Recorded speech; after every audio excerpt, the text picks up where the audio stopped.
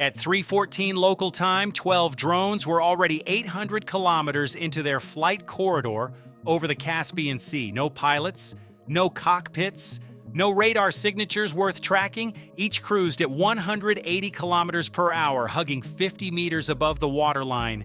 The Vladimir Filanovsky platform loomed 38 minutes ahead, Russia's most valuable offshore oil installation, pumping 120,000 barrels a day. Failure here meant those drones drifting off course by even 200 meters, missing their strikes, and that platform churning out $8 million in crude every 24 hours, uninterrupted. One layer deeper, the mission's collapse would expose every Ukrainian engineer, operator, and supply chain to reprisal strikes across 1,400 kilometers of contested airspace. And if the feeds cut out mid-flight, 12 warheads would scatter harmlessly into the sea, handing Russia unbreakable dominance over its deepest oil reserves. 12 green telemetry icons pulse on a single screen inside an SBU operations van, each one locked. On target, 38 minutes from irreversible impact. Before we dive in, comment where you are watching from and click subscribe. 120,000 barrels a day does not evaporate without consequence. That is 44 million barrels a year, $3 billion at market prices, fueling tanks, jets, and warships from the Caspian to the front lines 1,400 kilometers west. Lives hang on every drop. Ukrainian soldiers waiting for precision munitions bought with frozen foreign aid, Russian conscripts supplied by the revenue spike, global markets jolted by 0.5% of world supply vanishing overnight. The single undone moment was the handoff at 60 kilometers out, when jammed GPS signals died and drone cameras seized control. Get that wrong, and the platform survives intact. Its 22 subsea wells keep flowing. Russia's war economy shrugs off the hit. This strike, executed late 2024, shattered the myth of geographic sanctuary. No longer could Russia treat the Caspian as an internal moat, safe from long-range retaliation. Threat is here now in every drone-swarmable export terminal from Novorossiysk to Primorsk. You will notice the feeds start clean inside the SBU van. Outside Zaporizhia, the mission controller's screen shows 12 green icons at 3:14. Airspeed 180 kilometers per hour nominal. Altitude 50 meters above Caspian surface. Battery health 92% across the board. Navigation status corridor compliant. Telemetry pings every 4 seconds via a Starlink terminal on the van's roof. 18 satellites linked, 40 millisecond latency, faster than a nerve impulse firing in your spine. He has not touched a control in 90 minutes. The drones fly themselves. If you look closer at the flight computers, the first defense layer reveals itself. Pre-programmed routing. Before launch, engineers loaded every waypoint into onboard memory. 1,400 kilometers of turns, climbs, dips, all calculated on the ground.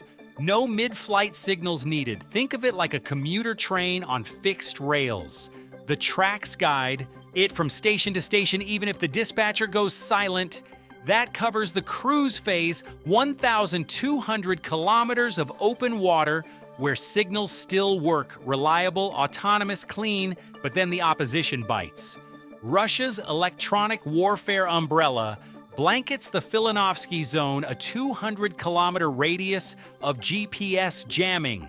Satellite signals arrive corrupted, positions smeared by 2 meters, that balloon to 20, then 200 at approach. A drone reliant on GPS drifts fatally. 200 meters off means striking open water, not the manifold.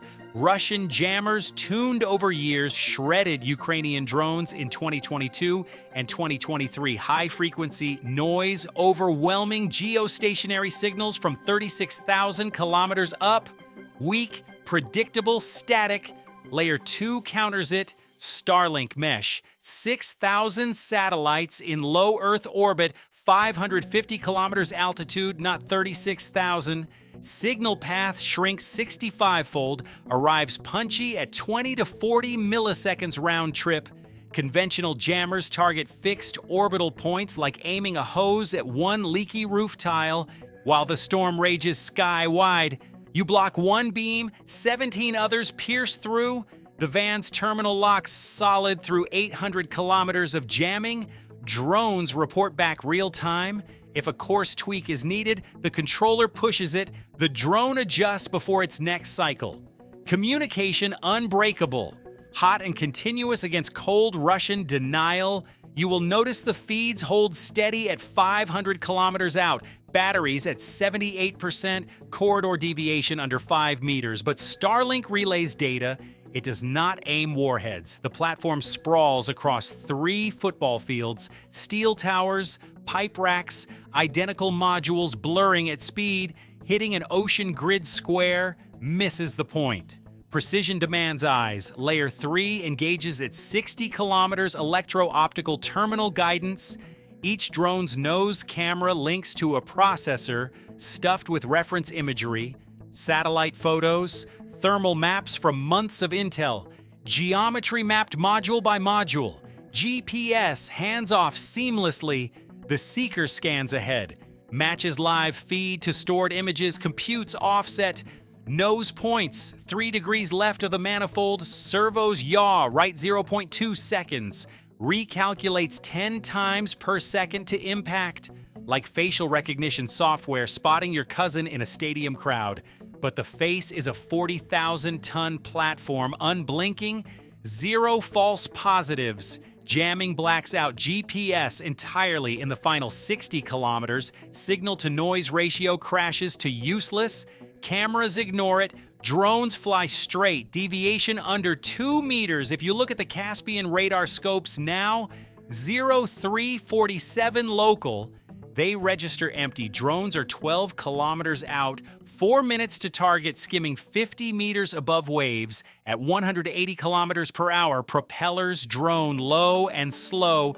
Radar cross-section mimics seabirds, 0.01 square meters. Military radars filter by velocity profile. Fast jets scream at Mach 1. Missiles at 800 kilometers per hour. These clutter, auto-discarded. Optimized for high, fast, big, blind to low, slow, small. The operator sips coffee screen. Stays clean. Contrast hits at 350. First drone slams the main wellhead processing manifold. Central hub converging flow from 22 subsea wells. Shaped charge warhead penetrates 300 millimeters of steel housing, detonates inside. Pressure surges 500 bar to 0 across upstream lines. Instant. Emergency shutdown valves, subsea safety valves on every riser snap shut.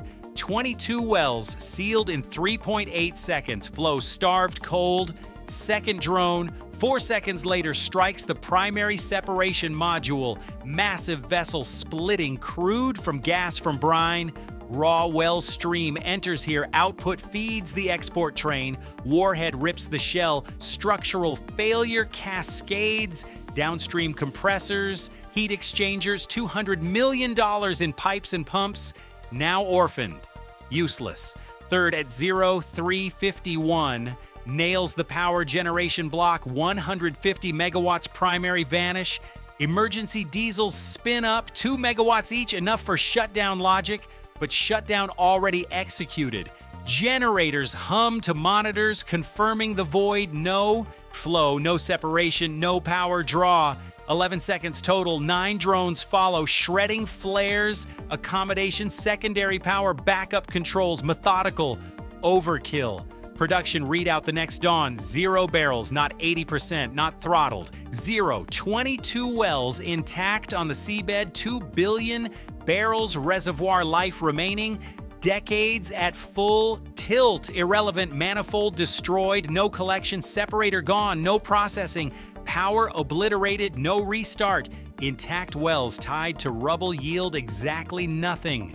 Platform dark, flares cold, revenue flatline. Russia's defense ministry logs 1 interception over the Caspian that night, 12 launched. 11 struck, 1 downed by Panzer missile at 300 kilometers out. No platform mentioned.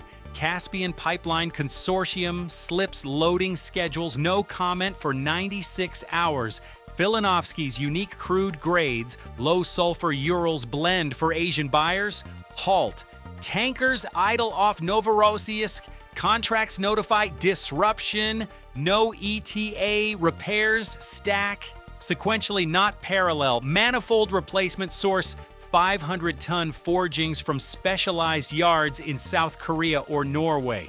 18 weeks lead time, heavy lift barges cross Caspian shallows, 4 weeks transit. Weather windows narrow, installation demands diving bells, cranes on a powerless platform, 12 weeks diver hours. Power rebuild first, turbine gensets airlifted, cabling rerun, 10 weeks.